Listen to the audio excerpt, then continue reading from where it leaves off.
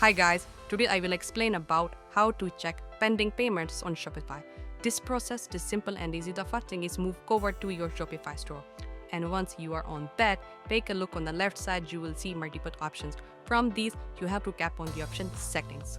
Once you will click on it without wasting any time, here you will see your output 5 seconds. From here, tap on the option billing.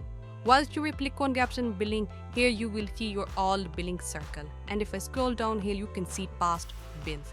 Your past bill will appear here. It means your past bill which you paid will be shown here. And if one of that bill is pending, that will be also here. And with the mark of payment pending. And the solution is you have to check your payment method by clicking on the option payments. And here check your payment method. Means the information about your payment method is correct or not. Because this problem happens when you enter the wrong payment method. So in order to solve it, what you have to do is simply remove your payment method and again add tag.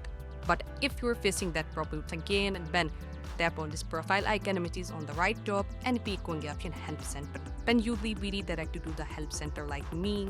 Here you can see this one is your Shopify help center. Here I can do a live check with that Shopify bot. Here you need to enter your problem and that bot give you the answer of that. And it was the way that which you can check your pending payments on Shopify.